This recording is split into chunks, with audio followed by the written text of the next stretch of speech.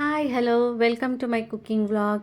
ಇವತ್ತು ಬಿಸಿ ಬಿಸಿಯಾದ ಚಳಿಗೆ ಅವರೆಕಾಳು ಅಕ್ಕಿ ರೊಟ್ಟಿ ತುಪ್ಪ ಮತ್ತು ಚಟ್ನಿ ಜೊತೆ ಒಳ್ಳೆ ಕಾಂಬಿನೇಷನ್. ಇದು ತುಂಬ ಹೆಲ್ದಿ, ಗ್ಲೂಟನ್ ಫ್ರೀ, ನಮ್ಮ ಹೆಲ್ತಿಗೆ ತುಂಬ ಒಳ್ಳೆಯದು. ಇದಕ್ಕೆ ನಾವು ಎಲ್ಲ ರೀತಿ ಸೊಪ್ಪು ತರಕಾರಿಗಳನ್ನು ಯೂಸ್ ಮಾಡ್ಕೊಂಡು ಮಾಡೋದು.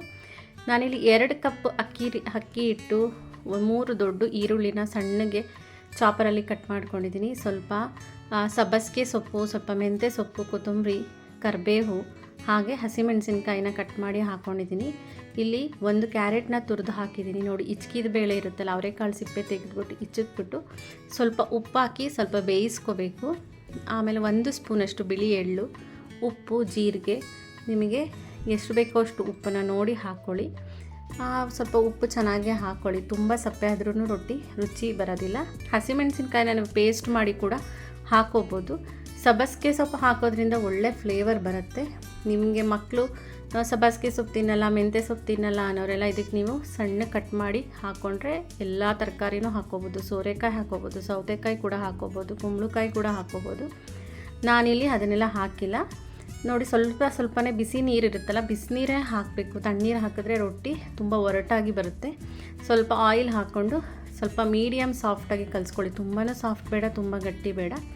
ಒಂದು ಅರ್ಧ ಗಂಟೆ ಮುಚ್ಚಿ ನೆನೆಯೋದಕ್ಕೆ ಬಿಡಿ. ನೆಕ್ಸ್ಟು ಈ ಥರ ಬಟರ್ ಪೇಪರ್ ಅಥವಾ ಹೋಳಿಗೆ ಪೇಪರ್ ಅಂತೆಲ್ಲ ಸಿಗುತ್ತಲ್ಲ, ಅಥವಾ ಬಾಳೆದೆಲೆ ನಿಮ್ಮ ಮನೇಲಿ ಏನಿದೆಯೋ ಅದನ್ನು ಯೂಸ್ ಮಾಡಿಕೊಂಡು ಸ್ವಲ್ಪ ಕೈನ ಎಣ್ಣೆಯಲ್ಲಿ ಗ್ರೀಸ್ ಮಾಡಿಕೊಂಡು ನಿಧಾನಕ್ಕೆ ತಟ್ಕೋಬೇಕು. ಸೈಡ್ ಎಡ್ಜಸ್ನೆಲ್ಲ ನೀಟಾಗೆ ತಟ್ಕೊಳ್ಳಿ. ಈರುಳ್ಳಿ ಎಲ್ಲ ಇರೋದ್ರಿಂದ ನಿಮಗೆ ತುಂಬಾ ತೆಳ್ಳಗೆ ಬರಲ್ಲ. ನೋಡಿ, ಈರುಳ್ಳಿ ನೀವು ಸಣ್ಣ ಕಟ್ ಮಾಡಿಕೊಂಡಷ್ಟು ರೊಟ್ಟಿ ತೆಳ್ಳಗೆ ಚೆನ್ನಾಗಿ ಬರುತ್ತೆ. ಈ ಥರ ಹಂಚಿಗೆನೆ ಹಾಕ್ಬಿಟ್ಟು ನೋಡಿ, ಸ್ವಲ್ಪನೂ ಅಂಟ್ಕೊಳ್ಳಲ್ಲ. ಹಂಚಿಗೂ ಅಷ್ಟೇ. ಮಕ್ಕಳಿಗಾದರೆ ನೀವು ಜಾಸ್ತಿ ತುಪ್ಪ ಹಾಕಿ ಬೇಯಿಸ್ಕೊಟ್ರೆ ಮಕ್ಕಳು ತುಂಬ ಇಷ್ಟಪಟ್ಟು ತಿಂತಾರೆ. ಎರಡೂ ಸೈಡು ನೀಟಾಗಿ ಈ ಥರ ಕೆಂಪಗಾಗೋವರೆಗೂ ಮೀಡಿಯಮ್ ಫ್ಲೇಮಲ್ಲಿ ಇಟ್ಬಿಟ್ಟು ಇದನ್ನು ಬೇಯಿಸ್ಕೊಳ್ಳಿ.